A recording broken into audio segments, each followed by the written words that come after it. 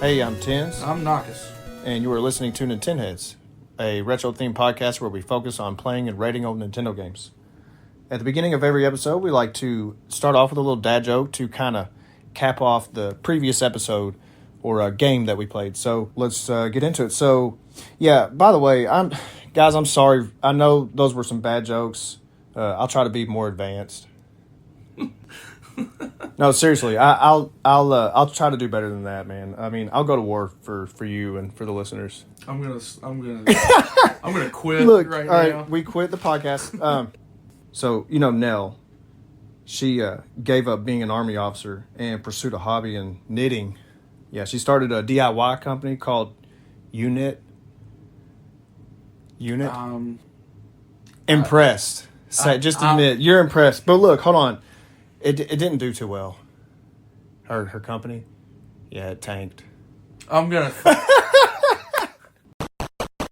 So moving on from that, we got some gaming news we could talk about in August. So you know the SGDQ is coming up this weekend, which Heck yeah. you know that's Summer Games Done Quick. So listeners, in case you might not know what that is, it's basically it's a biannual speedrunning charity marathon where speedrunners from all around the world gather and they complete various video games as quickly as possible under different categories and circumstances. 100% runs, or they have glitch-free runs, or they have glitch runs, or stuff like that. any yes. percent run. But it's a really good cause. There's different variations of the games done quick. This again is the Summer Games Done Quick. And you have awesome AGDQ. Yeah. There's different ones. It's a humanitarian organization basically, and they raise all kinds of money for different causes. And I think this one in particular it's called the Médecins Sans Frontières, which is I think French for Doctors Without Borders. And so yeah, it's a big deal. It's an awesome thing. You can look up. I mean, they've. I don't know how long it's been going on, but you can look up old, GDQ runs. It's kind of how I got into speedrunning, not myself, but just interested in watching other people beat games as quick as possible. It's a really cool thing. So, let's talk about some of the. We won't. There's a lot of games that are being ran. Let's just go over a few. I'll try to find some games that you and I both like. Looks like a Donkey Kong Country 3, any percent in 55 minutes is the category. That's insanity. That's a really tough Donkey Kong game. Looks like they have Grand Poo World 3, any percent in an hour and 10 minutes. I know that's like... That's crazy talk. Yeah. That's okay. For the listeners, that is a Kaizo Super Mario World hack, which Kaizo is just a really super duper hard style of Mario hack. Right. Grand Poo is like one of the best Kaizo hacks. No, he is a. Actual, that is the part. He is an actual the runner. Yeah, he's an actual school of me over here. Kaizo speedrunner that game is made specifically for. It's made, I think, by I forget the guy's name. But anyways, he didn't make the hack himself, but that series is made specifically for him to play, and then it gets released to like everybody. Okay, else. Gotcha. All right, these gamers are like they're some of the best in the world. Like speedrunners of any kind. Like I mean, I've tried my hand at a few games, but it is just like you're talking some top. Different. Yeah, they are. That's literally the phrase. Built different. So there's Half-Life 2 in here. I know you love that game. Marcus. Oh, yeah. They've got Halo 2, Halo 3, Hollow Knight. They've got a Kaizo, speaking of Kaizo Mario Galaxy, which is pretty cool. Okay, here's one. Okay, here's an awesome one. Kingdom Hearts 2, Final Mix, Level 1 Critical, any percent PC modded. In under 3 hours. So Level 1, okay. Well, hard as balls. Like it's like a 3-heart run of Zelda type. Oh, but way worse. You wish it was a 3-heart run of Zelda, bro. Critical. Is that like a difficulty setting? Yes, critical is the hardest setting in the. They're not in the original Kingdom Hearts games, but they added that as the final mix. In the final mix versions of those games, or at least 2, I'm not sure if Final Mix of 1 has critical, but either way, they have added also an ability that negates any experience, so you can go through the whole game at level 1 where you only get... Now, you will get various... Throughout the game, like if you beat bosses, I think you get little minor like upgrades, and I think those still apply, but like level 1, man, that is some... You cannot get touched. Like if you get hit, you're pretty much done. I mean, to my knowledge, like it's some serious... You're talking... built different. That's some serious, top tier, like next level gamers that do this stuff.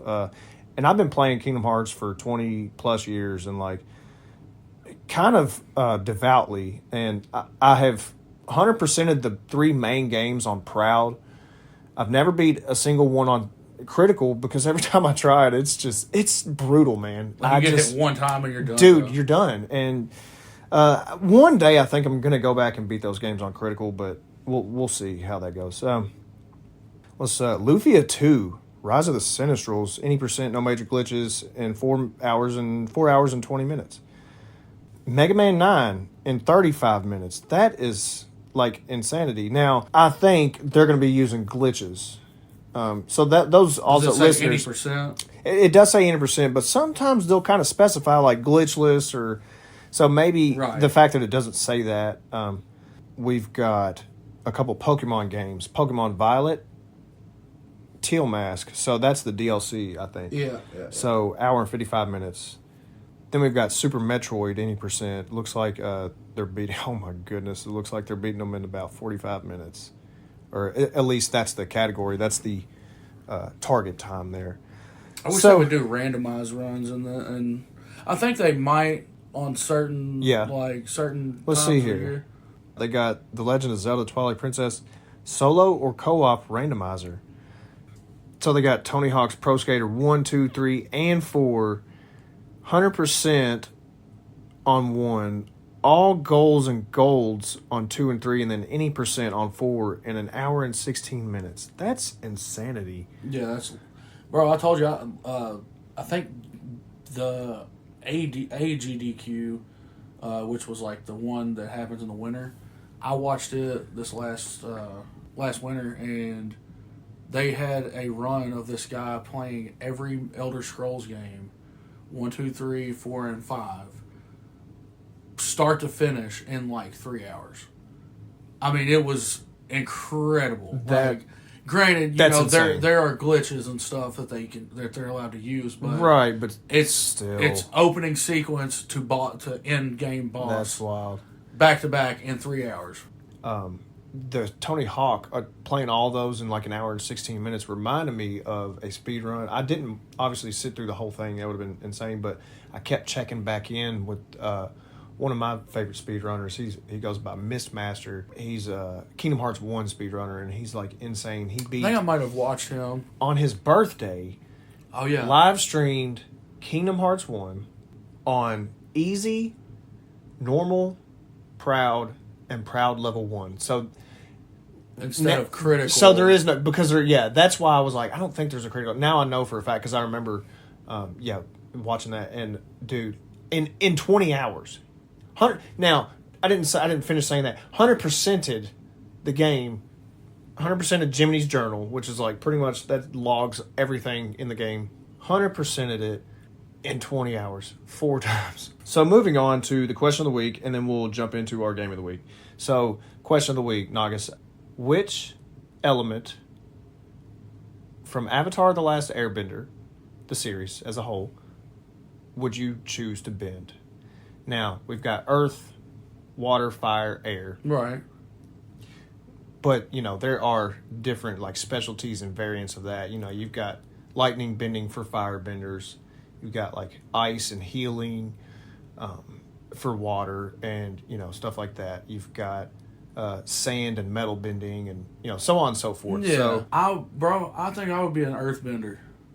I could totally see it. Like, I agree. for some reason I can picture myself like surfing on the earth, like just using the earth as like a surfboard type deal. I love it, and I agree, man. Like, so just to let you know, that's they are known for being kind of like tough, like strong, like you know, big dudes, and like just very headstrong people. I guess that's a good answer. I love that, and I could totally see you as an earthbender. Very quickly, I would be a waterbender. I've thought about this over the years. I'm a longtime fan. I would be a waterbender because it's the best of both worlds, because they have healing powers at their most delicate, and regeneration, but it's also the most brutal bending type, because you can blood bend and make people literally bend at your will, and you can there's ice bending, and you can stab people with ice. But even furthermore, you can just pull. Not that I would ever want to destroy greenery life, but you can, if you're in a pinch, you can sweat bend, or you can literally pull water out of the air, or out of life around you. It's pretty cool. So it can be brutal, or it can be very delicate. Nakis, why don't you go ahead and propel us into the game of the week? So yeah, this week's game was Top Gear 3000 for the Super Nintendo. It was released in February of '95 in the United States and April of '95 in Japan under the name The Planet's Champ TG3000. It's a racing video game developed by Gremlin Interactive Studios and published by Kemco for the Super Nintendo. It's the third game in the series, and the last developed by Gremlin Interactive. A fun fact and a bit of trivia about it: this is the first and only game to ever utilize the DSP-4 chip, which allowed the track to essentially be split in different directions, making this one of the first racing games with shortcuts. Like I said, it's the only game to ever use that chip. I wanted to talk about this too. Top Gear was a racing simulator series for the Super Nintendo, and this third installment was supposed to have an outer space type theme. But in my personal opinion, it's cool because you see the cutscene of you like going to these other planets or whatever, but then when you're actually racing, it feels kind of gimmicky. Like, it doesn't actually feel like you're on another planet. Like, it feels like you're just on a road and there's trees and grass and landscape and stuff. Well, let me jump into the story here, which there technically is a story, as much of a story you could ever really put in a racing game. So, which, by the way, you're not getting the story from the game almost at all. It's an arcade racing game through and through. So, but if you have the original game, if you have the cartridge with the box and manual, if you have your hands on the manual, you would get a story that goes something like this. So, the year is actually not 3000, although it is in the title, Top Gear 3000. It's close enough, I guess. The year is 2962, and benefactors and funders unknown have created this massive galaxy-wide racing campaign at the outset of each millennium. And the prize is riches beyond belief. And that's about the most 90s story you could get, it seemed like so many old 90s games. It was like, we're hosting a tournament. The prize is anything you want. Riches beyond belief. Like, I feel like riches beyond belief was like, probably this probably wasn't the first time that was used or the last. Again, the manual kind of delves pretty far into this, stating that 500 years earlier, World War XVII ensued and completely completely devastated most of the planets of our very own Milky Way. So you've got this galactic conglomerate of unified planets, which it's a powerful governing, force over multiple star systems and planets. The jurisdiction is maintained through 12 different star systems. So this is like some Star Wars. Imagine like something kind of like Star Wars. And then, so you've got the Bureau of Reasonable Entertainment that have put a stop to anything quote unquote fun. And so basically, outlaw thrill seekers have way too much time on their hands, way too much money. And so they turn to Top Gear 3000 and risk it all for the highly sought after prize. Again, riches beyond belief. And it's funny because something I thought about, and we'll get to the gameplay here in a second. At any given race throughout this game, there's 20 racers. So I'm assuming it's the 20 richest people within these 12 star systems. True. So just want to touch on that. I just think that's kind of funny. So let's talk about the different types of gameplay, or not different types of gameplay, the different modes. Nakis, I haven't told you this. I played a Switch version of this week. Didn't know that existed. Yeah. Top Racer. It was rebranded. Anytime I get a chance to play the Switch version, guys, I'm probably going to do that. If it is close enough to the original, or if it is spot on. And this definitely was. I mean, it was the same game from what I know. Other than some of the menuing and user interface, which we'll get to that in a second. So why don't you tell me about the different types of modes on your version? Because if there is any differences at all, it's going to be that mine had maybe a few more modes. Yeah. So let's talk about the originals. The only two modes that I had were like career or whatever. Was it called Championship? Yeah, Championship and Versus. Gotcha. Or something like that. Okay. I can't remember exactly what it was, but I think it was Versus. yeah, it was. Yeah. There's only two modes on the original. Gotcha. I'm glad I asked because that's what I had come to in my research. That's what I thought that I had found, was that there was only the two modes. Now, on mine, it's called Campaign, which is the same as Championship, and it's basically the story mode, which it can be 1 to 2 players, which I thought that was pretty cool. So you can play. Mine. Oh, on the original, you cannot. Not to my knowledge. To your knowledge, okay. So on the Switch version, you can. I am pretty sure you can play this game. You can do the story mode with 2 people. Now, so the campaign, it starts at a fairly normal race and setting, and I'm interested to see where this goes, because you said that you thought the different planets, it just always felt like you were on Earth or something. Is that what you're saying? Yeah, I mean, it just didn't feel like I was necessarily on another planet. Okay. If I was playing the original Top Gear, I feel like it's just kind of like recycled from, Gotcha. from that. Right. There's no red sand to make you feel like you're on Mars. It's just Gotcha. It's just like grass on the sides Gotcha. or whatever. It makes you feel like you're just. So it starts off. I don't know. We may have played just totally different games or something, because I got to disagree with you. Starts off. I've got it in my notes here. Starts off fairly normal race setting, kind of like the original Top Gear. You got grass and it looks like you're on Earth. You might start on Earth. I'm not sure. I can't remember, because you do have different planet names and star systems. Mm-hmm. And then it gets progressively more sci-fi and space themed.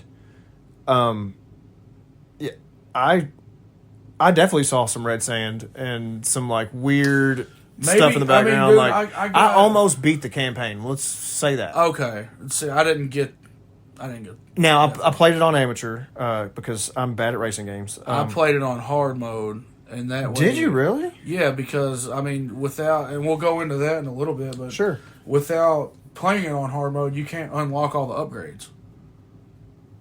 Real, which ones? Like the nuclear powered engine and stuff? Yeah, you can't unlock all that. Yeah, so there's clearly some differences in the versions we played, but I think it's still, even though there are some differences. Like the version I played, it might just be a little more streamlined way to play it.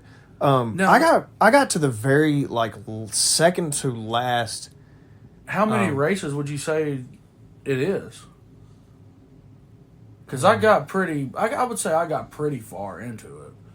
I'd say at least 15 or 20. Okay, because you can see where it goes in it's like you're making your way to the center of the galaxy. I think I got. And it goes in a spiral. I think I got to the warp upgrade. Okay, so yeah, I mean, I don't know. Somehow we landed in different places. I thought it definitely. So at the end of each race, you have to qualify in the top 5 to progress to the next race, the next planet. And there's like a little cutscene where it shows like a big sci-fi ship, like a something out of Star Trek or something, and this ship kind of like it transports your car through space to the next planet or for the next race. Yeah. So, and here's something really cool. I don't know if you noticed this. I happened to notice one of the planets was called Alderaan. Really? Yes. No. I lied. It was called Alderaan with Alderaan with an M. Yeah. So definitely a Star Wars reference there. I thought it was pretty cool.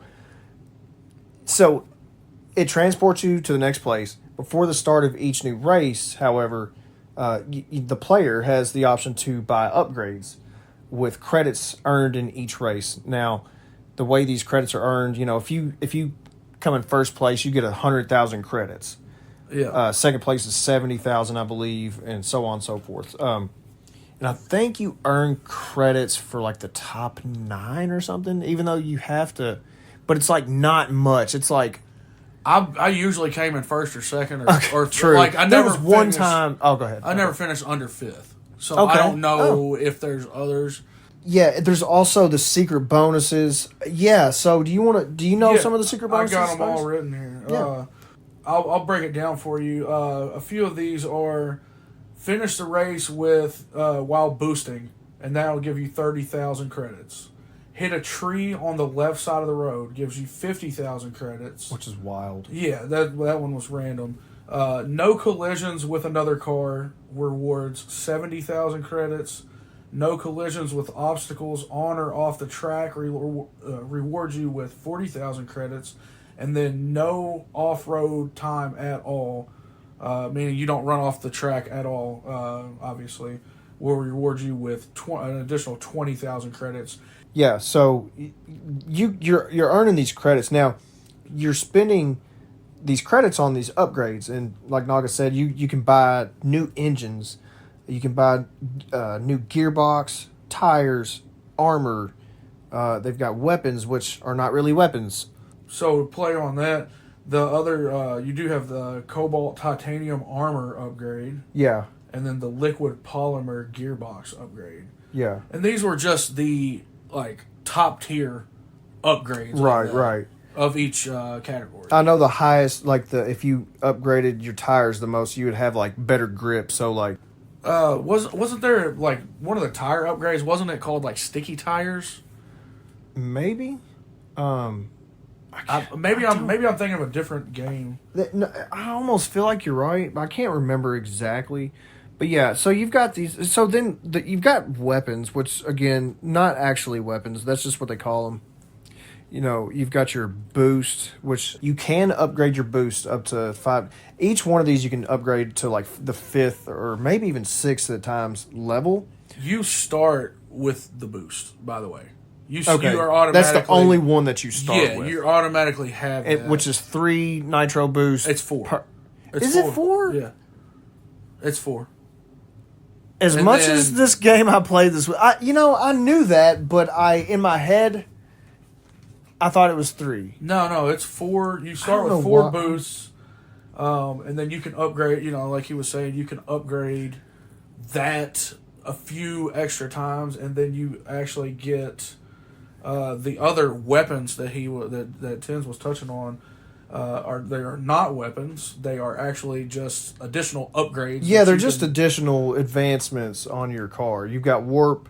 You've got a jump, which was really helpful. You could just jump right over other. That was so helpful. Warp was actually pretty cool too. It makes your car essentially warp from point A to point B, avoiding all obstacles along the way and making your turns for you. Yes. So, like, it's a good 2 or 3 seconds worth Yeah. of you just scooting forward at super high speed. Yeah. Like, you just warp forward into the track, and it's really, really helpful.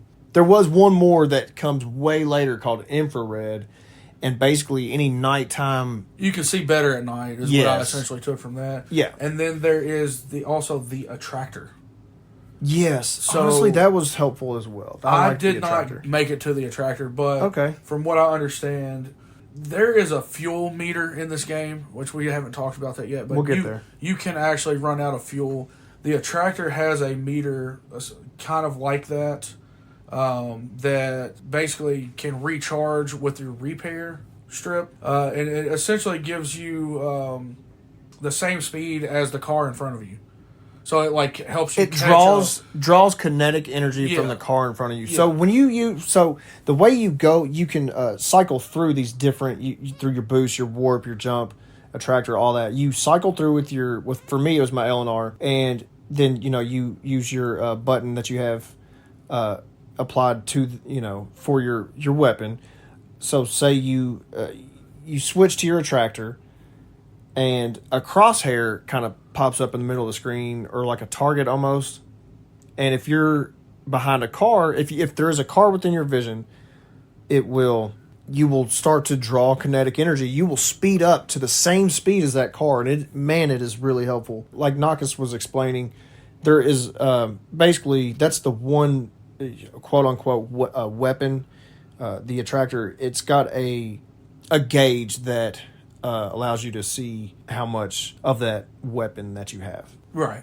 Does that make sense? Yeah. Does that make sense? Okay, so you got the jump. The jump is unlimited, which is, man, yeah, that's really cool. It was. That was probably my favorite one, just because like it was your first unlock after the boost. Right. And you don't realize it, but you're using the boost for, it feels like a little bit of time before you're actually able to upgrade to the jump. And then right. It's just a nice change of pace to actually have something else, because you're already 6 or 7 races in before you get that. Yeah. So let's talk about some other modes. We had brushed up on the versus, which is, I checked it out for a second for the sake of the research.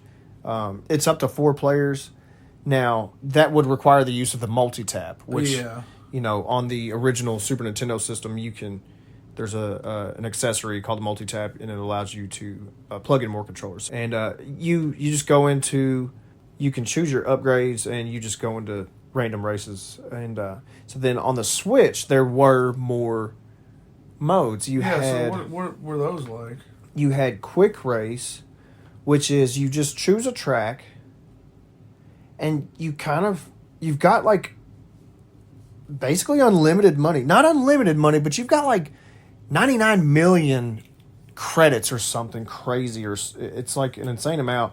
And it starts you off with like the best gear, like all the best gear, and you have access to any of the gear. So I mean, if you so wanted to choose to give yourself a level 1 engine, you could, and it would actually spend that money. So it was kind of a weird setup, but basically it just allowed downgrade the other racers. Or would it just give you... No, probably just you like you're choosing for your character, so... But it automatically starts you with like the highest level Yeah, stuff. I mean, when you go into it, it's just like, here's the highest stuff. You don't even really...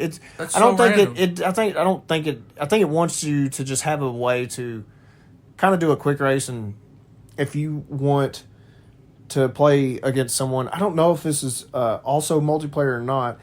I'd say so, because they even have online play and stuff, but... I think it's a way for them to give someone the ability that hasn't like beat the game to just be able to race with the top engine and the top, all the best gear. You could choose to race again or change the track after that. That's all it was. You choose the track, you race.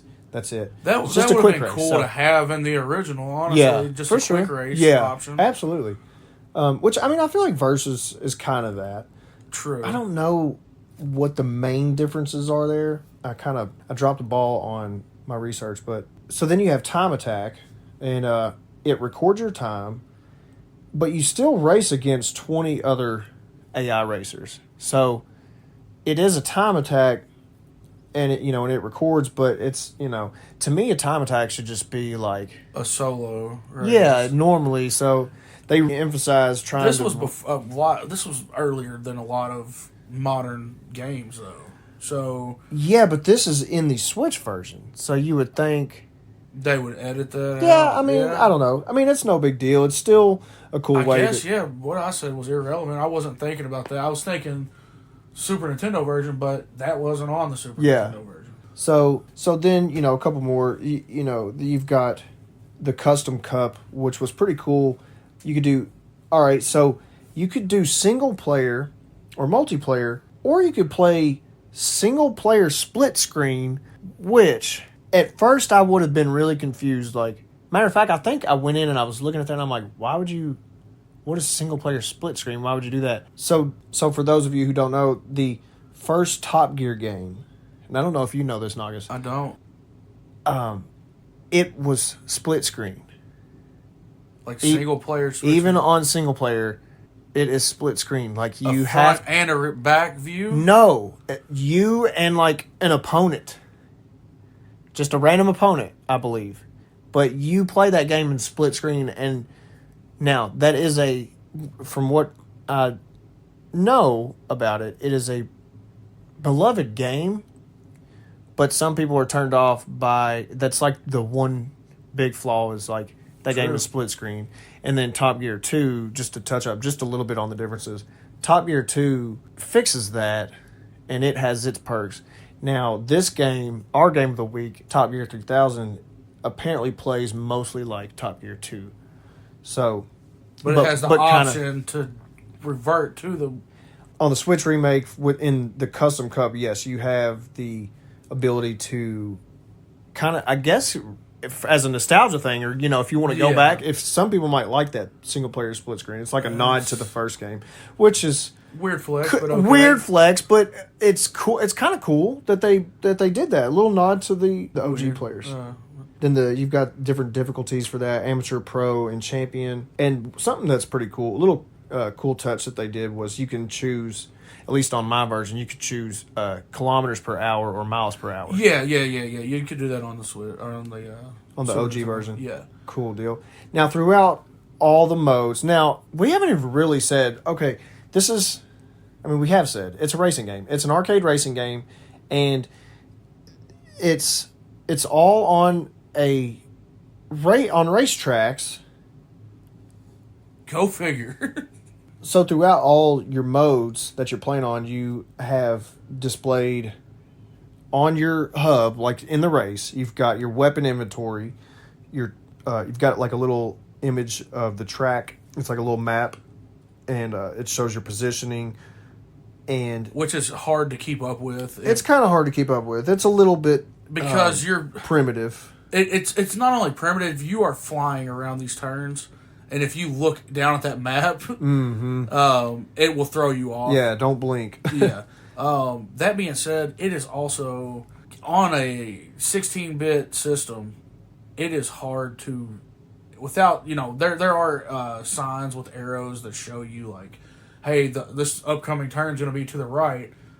But you also, it's like it's hard to judge, like, is it going to be a right or a left? Well, so something this game really went for was speed, like speed. And they do a good job at giving you that feeling like you are flying on these racetracks. Yeah. Now, Nagas, you're not wrong. Like, when you get up to super high speeds, it does become hard. I played it on my phone screen. I played it on a screen this big. Granted, you played it on... that's got to be tough. It was weird. Dude. But, yeah. Oh, I bet that was very tough. But I still came out on top on most every race. That's on impressive. Hard mode. Some games don't translate well on a phone, and this one would have been hard for me. It was hard. It was difficult, but I still enjoyed playing it on my phone for some reason. Like, it was, it's one that I actually have it in my notes that a bullet point I was going to say. It is a very fun, like, game you can just pick up Oh, for and, sure. And play for 5 or 10 minutes at a time. Mm-hmm. If I'm in a doctor's office waiting room, I'll throw that on and play a quick race or something. Yeah, for dude, sure. it's super fun. Oh, you can play this for hours on end, or you can play it for 5 minutes and get some enjoyment out of it. Which we'll get to that here in just a minute. Nakis, you said that, and I agree. Obviously, you're going super fast. You're going to have to be pretty responsive. You got to have quick reaction timing. But listen, man, for a racing game this old, and just for a racing game in general, it is actually pretty forgiving. Yes. In the fact that it doesn't shoot you off the track. Now, say you got a sharp right turn. Okay, the AI is going to kind of help you. It will turn with the track to a degree. Yeah, it's not going to make the turn for you. And I think that it plays directly into helping them successfully simulate high speeds. Now, and so it's forgiving in that sense. So as long as you let off the gas just a hair and you're quick enough, it's pretty smooth. I think that's why I was able to come out in first and second place even on hard mode, because the AI does help you a little bit. Sure, yeah. Now, the one thing that I struggled with is coming up on a group of cars and rear-ending a car. Man. And it takes you so long to catch back up in your speed. It does. I'm over-exaggerating that. It doesn't take super long, but it's just a frustrating thing that happens quite often. Yeah. Especially at the first of the race. Yeah, getting through that first cluster of cars can be annoying. But once you get past them, especially when you get the jump and stuff, it becomes a little more manageable. Now, let's talk about just a basic race. You've got your HUD, you've got your odometer, speedometer, whatever. Mm-hmm. You've got your little mini map. You also have your fuel meter that we talked about. Mm-hmm. You can and will run out of fuel at some point. They combat that with adding in these 2 strips of track that are on the actual track that you can drive through. One is a repair strip, and then one is a recharge strip. The repair strip does what you would think it would do and repairs any damage that you've taken over the course of you driving through it. Was there a damage meter on yours? There was. It wasn't very obvious though. Yeah, I was gonna say I don't remember. So there was like a outline of the car, and it was either green or red. There was that was kind of it. Okay, not the best way to. I don't know if I ever even ran out of fuel. And the cool thing about running out of fuel on the tracks is, even if you're out of gas, you don't stop. Your kinetic energy or your whatever. Your momentum, you just inertia. Slow down severely, and as long as you hit one of these, there was the red strip which would recharge your fuel, and the blue would repair your vehicle. But as long as there was multiple, you could either use a boost, hit one of those red strips, or use the attractor to regain speed. Yeah, that was the 3 ways to do that. Yeah, and actually, I think you had to use a boost. 4, like a boost upgrade 4, to actually maintain your speed at that point. Like you can use a boost to continue going, but it's not going to be at your full max speed. It will speed you up a little bit, but I think it's exponential. So, along with the fuel, I did want to say this. There are some tracks that actually make it impossible for you to not run out of fuel.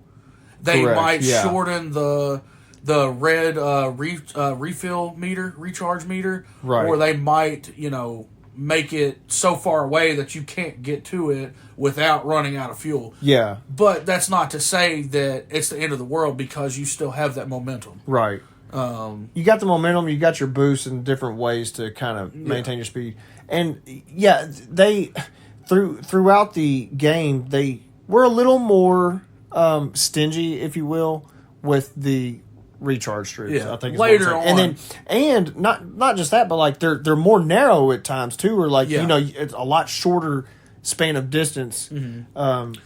Those recharge strips, and I've never played the original F-Zero, but those remind me Are reminiscent of that. that well in like F-Zero GX, they have these strips that you can use to like not rebuild, but like recharge. Gotcha. I played a little bit of the original. I've never played the 64 version, but yeah, I think they might even have something like that in the original. Yeah, which I'm pretty hyped to eventually, hopefully, get to that game one day. I say that, but besides that, very reminiscent of that game in the fact that like it's essentially like your pit stop, like in NASCAR or whatever. Correct. It's like your for sure. It's your gas up, your repair, That's exactly your tire what it change, whatever. But yeah, that's what they were going for with that. So, Nakis, do you have is there anything else you want to touch up on? Whether it's, okay, how did you feel, Nakis, about the music of this game? So, once again, I played it on my phone. I only have the privilege of listening to the music about half the time because I'll get a phone call or a text message, and for some reason it'll cut the music off or cut it back on. Okay, so let me ask this: the music was great though. I from what I played, listened to it, I had a good memory of that music actually being pretty good. Dude, I agree. First impressions, I'm like, okay, it's kind of mid, but I was wrong. The music is fire. Mm-hmm. It's awesome. One that kind of stands out. There's an ice level or an ice track, and okay, maybe I can't remember it right off the top of my head, but I kind of have like it does a good job at giving you that ice level feel, and I think that is something I love about old, especially Super Nintendo games. Ice level music and those old pixel games are just so fun and so catchy, and they did a really good job. But no, I thought the music was phenomenal in this game, and it fit the tone well. Yeah. Graphics. Let's talk about that. How'd you feel? I thought they were great. I mean, it was. I genuinely loved every part of this game for what it was. Like, obviously, it's essentially just, and I say just very lightly, but it's just a simple racing game. It is a simple racing. No, it's not just. It is just a racing game, but pretty much. Like, it's also like it did a lot of. There were a lot of firsts in this game as well, as far as like. To my knowledge, and I haven't played the original Top Gear or whatever. I don't know if you can upgrade your car before every race or whatever. But I've never played. I've played some modern games like that. Maybe like you go to a garage and do all that. But I don't recall early on in my childhood ever playing a racing game quite like this, where you do have the ability to spend these credits that you've obtained on upgrades. And, especially not ones that make you jump or, warp through the track or... I can't think of another racing game where you can jump, really. I mean Mario Kart, but... Okay, yeah, Mario Kart. But it's not the same. Yeah, like, not at all. You're not it's jumping different. 30 feet in the This air. is not Mario Kart at all. Like, no. way, way different game. So I'm definitely not comparing those. I agree, dude. The graphics were... They were awesome. No pun intended, or maybe it is intended. They were stellar. Yeah. Really, seriously. They were really, really good. And they weren't the best I've seen on the system by any means, but for what it was trying to do, like, I thought the backgrounds, they were a little simple, but in a really pretty way. Yeah. I don't know how to explain it. And, the track, the way, it was so smooth. Yeah. So let's talk graphics, but let's talk about the controls, which maybe we don't do that enough. Talking about the controls of games, or maybe this is the first one where it really calls for it. It was just so daggone smooth. Yeah. And it had no right being this smooth of gameplay, It feels like you're driving this a old Cadillac. of a game. I mean, I'll say this. It feels smoother than some more modern racing games I've played. I mean, it is just it's silky smooth. That's all that can really be said about it. I mean, like I said, the AI kind of helps you stay gripped to the track just enough to where, I mean, you still got to have that skill involved. You've got to have the quick reaction timing, but it just does such a great job. I will say of making you just feel like you were just going so fast, and you just feel like a baller for. Well, for it. okay, I'll say this. My one gripe with the gameplay itself. Okay. Is, I played it on hard mode. You played it on amateur. I guess amateur. Yeah. I'm not good at racing games. I would assume that the AI would be a little less hand-holdy up to that, like with the switch between those. It wasn't. It still felt like I was not gonna fly off the track like you would think. Oh, on the hard mode. Yeah, like it felt like.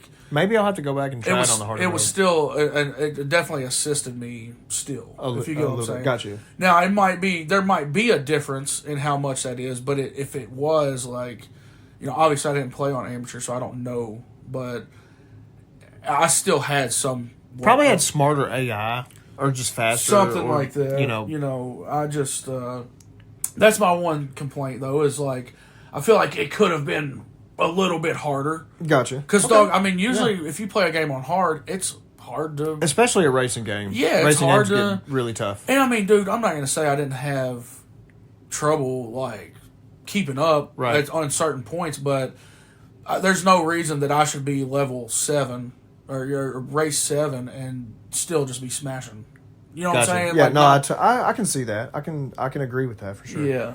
Yeah, I mean, so let's finish up with just some final thoughts, rating, and we'll sum it up in 3 words, and we'll close this one out, man. I freaking love this game.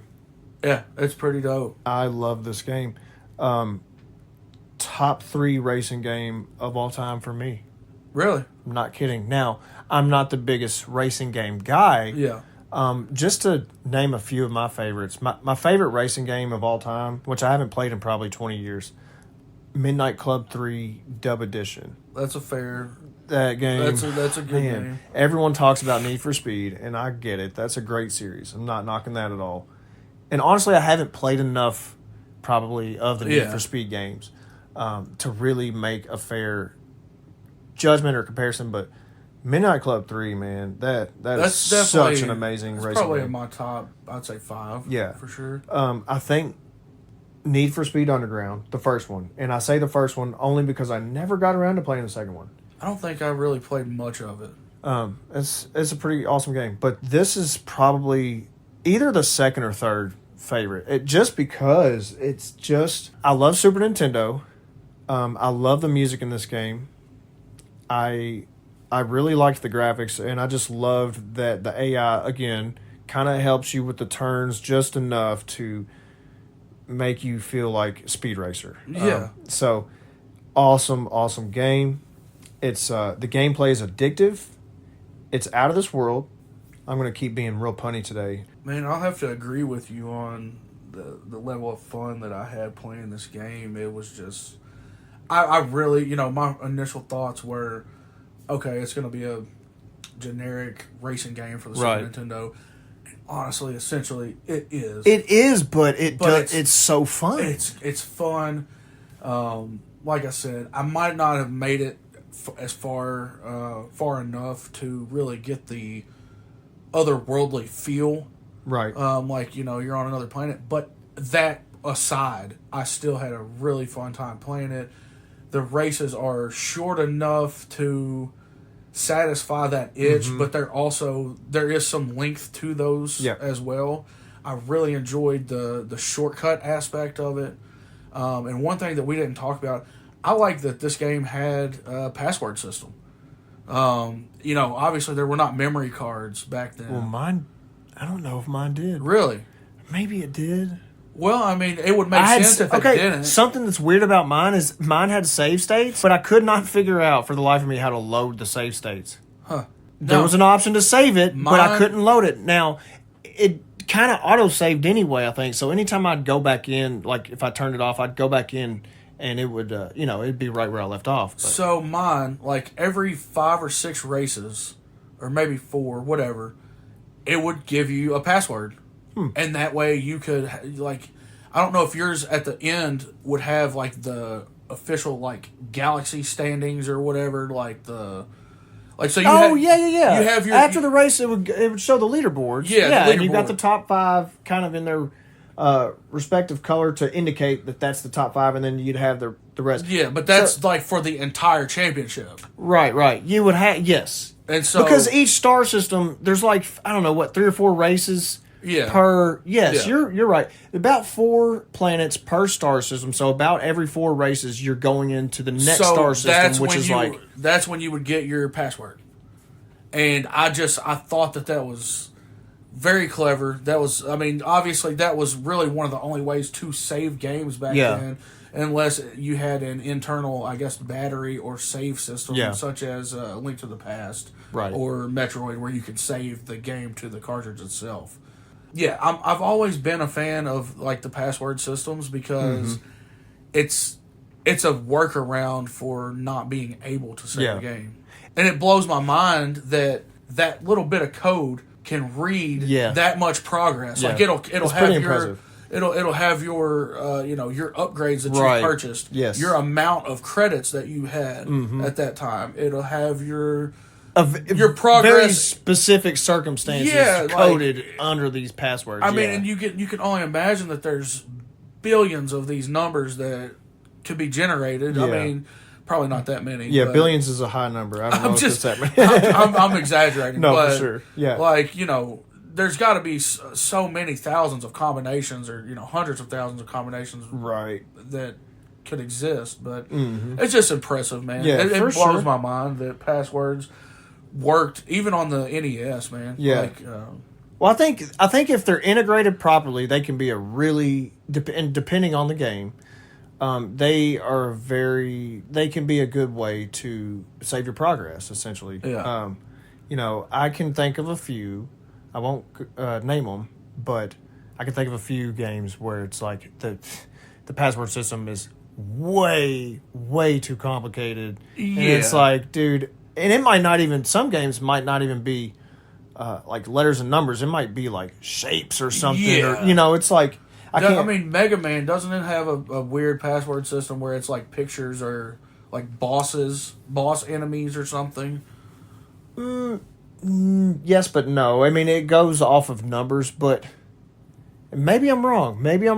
Because there are like little, they call them metals. Like it's an enemy, and they'll be facing one way or the other. With the little hard hat on them or whatever? The little hard hat things. Yeah. It's like the Goomba of the Mega Man universe. But it's funny, because you were talking about all the specific, things that it would remember depending on the password you put. Like, I remember playing at Mega Man X, and I forgot to get my password or something, so I needed to look it up, and there's like an actual site that like generates very specific scenarios, like this character dies, or you beat this boss but not this boss, or you beat, and you can check mark, and it'll give you a very specific password. So it's pretty cool that, like you said, that it can like read that and recognize that. Yeah, so, dude. Let's finish this one up. Yeah, so, let's move on. Nakis, is there anything you would change about this game, and if so, what would you change? I would. If I could go back and remake this game, I would make it known from the get-go, just by the track, background, that I'm on another planet. I would make craters on the side of the road. I would make, the grass blue or purple, or, the first, like, at least 10 tracks on my version.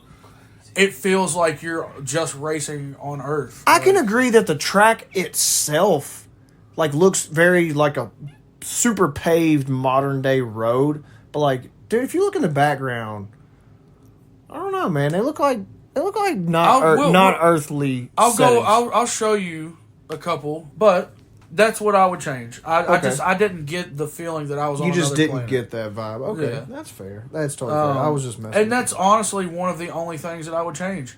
Really, I mean, Okay. yeah. Well, let me say how I felt. And again, I did play the Switch version. There's not much I would change, but I would change the user experience, like the user interface. The menuing could be a little more crisp. And the fact that I'm complaining about this kind of tells you how good of a game it is and like how little needs to be changed. It just, the menuing, like when you're going and you're choosing your different gearbox or your tires or whatever, your different upgrades, they're all in a column, and you scroll up and down, and then you scroll over to the right, you've got 1, 2, 3, 4, and 5. Okay, say I've got enough money to buy the third upgrade. I scroll to the third. Instead of being able to just hit down, say I buy it, okay, whatever, and then say I want to scroll down. You got to go all the way back. Yes, instead of scrolling down to a different upgrade choice, you're hitting down, but it's going back to the left. So you got to cycle back to the left, like through, 3, 2, 1, and then on the thing itself, and then scroll down. So it was just a little bit weird. And again, the fact that that's one of the only things, just kind of speaks to how good this game is. But yeah, I mean, it was just a little slow, a little bit clunky, and could just, like I said, be a little more crisp. I love the fact that you could change the color of your car whenever you wanted. Very quickly, you've got violet, ruby, emerald, arctic, neon, royal, and ebony. So very fancy schmancy car colors. What was your favorite? What did you usually rock? Like, green or yellow? Green or yellow. Okay. Yeah. So white. Well, they didn't have green or yellow. They had emerald or neon. No, seriously. I did emerald most of the time. Yeah, green. I really like the color green. I think towards the end I changed it to ruby. So they did have different options there. So back to the last thing I would change. I would add more car choices. You only have one car. You have the one car. Yeah. And I'm pretty sure you're facing off against these other 19 people, which it's always 20 racers. And they have the same car. So, yeah, again, which would make the user interface a little bit smoother, and I would add more car choices. And that's literally about it. With that being said, Nagas, what do you rate this game for today? Yeah, so I will say this. I am a niche racing fanatic. Like, I really love certain racing games, but I don't play modern, like Forza or, whatever. I don't play certain types of racing games, I guess. I guess I'm just biased. Like, if I find a game that I really like that's a racing game, I'll play it, and I love it, and I'm, like, obsessed with it. That being said, I really, really like this game. I'm going to give it a solid 8. I'll give it a solid 8. My guy. 8 for great. Yeah? Right? Is that what you picked? Is that what you put? I've got 8 for great. Because it is a great game. Yeah. It's not God tier or perfect, but this is a great game. Like, that's our first one we've actually we've got the same exact. On. So that would also mean our overall Nintendo Heads rating would be an 8. Yeah, 8 for great. Nagas, so sum this game up in 3 words. You can take your time. Yeah, because you're good. No, I mean, I know that you've asked me to do this, and I keep forgetting. You're all right. We usually Star Wars race. No, I'm just kidding. Pixel car, great. No. Star Wars race. Great space race. Great space race. I love that. Actually, we might use that for the name of this episode. Yeah. Great space race. Great space race. Yeah. I've got something similar. I got Cosmic Grand Prix.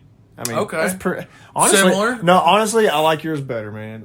You did good there. I love that. So yeah, that's what this is. It's a, what'd you call it? Great space race. I said I loved it, then I forgot it. So this is a great space race, guys. It's a Cosmic Grand Prix. So pick up. You can find a cart for this for you're going to be paying around $60. Yeah, this Just for the cart. Apparently, this is one that a lot of people enjoy, and it also probably wasn't mass produced as highly as the others were. Because I have sold a copy of this for about $60. Okay, cool. Yeah. So pick up a copy, play this game. Man, I mean, if you like racing even a little bit, I think you're going to love this game. And even if you don't, try it out. Try it out anyway. This might be the first racing game you like. I think it had it did a great job of making you feel like even if you can't drive worth a crap, you could totally get the controls and speed down and have a good time with this game. Like I said, and Tinns was talking about too, this game you could literally play for hours on end and still have fun with it. But it's also one that you could pick up for 5 or 10 minutes at a time when you are just trying to kill some time and have an absolute blast with.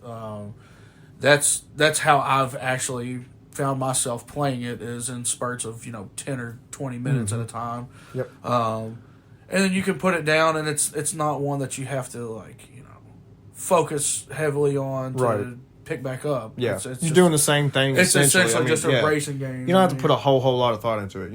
You're racing. I mean, that's really about it. So, all right, I think it's about time to put this one down, Nagas, and let's go ahead and randomize our next pool of games to choose from. Awesome.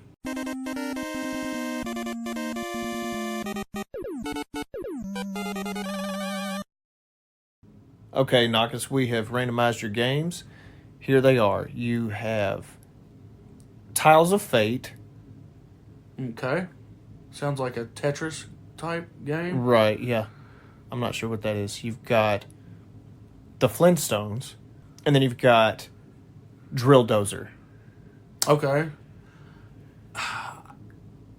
Dude, I grew up watching the Flintstones. Okay. I think I might have fun playing that game. All right. I think I'm going to go Flintstones. Flintstones. We're the Flintstones. We're going to play the Flintstones for the Super Nintendo. Oh, another Super Nintendo game. Another Super Nintendo game. So, I know a little bit about this game, I think. I know zero. Okay. Well, I won't say anything. So, you can find us on Facebook and Instagram at Nintendoheads, or send us an email at nintendoheads.com. nintendoheads@gmail.com. Hit us with questions, comments, and concerns. Yeah, don't be afraid to throw the book at us. Yeah, all that. All of the above. Listeners, we want to thank you for taking this journey with us. And Nagas, I want to thank you, as always, for joining me. I want to thank my wife for supporting me in this, because this is not a moneymaker. This is totally for fun. This is just something we want to do for our enjoyment, hopefully your enjoyment, listeners. So, yeah, thank you, wifey. I want to send a couple shout-outs myself. Sure, go ahead, Nagas. I would love for you to. I would like to, and I don't know if I've done this before, I want to thank Audacity. I also want to thank RSS.com for providing us an easy way to get this out onto all of our platforms.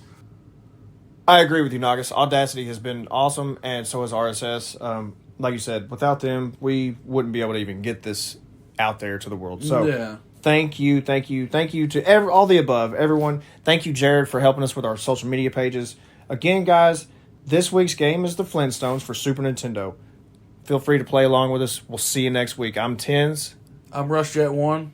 And this has been episode 4 of Nintendoheads. Peace out. Have a great week, guys.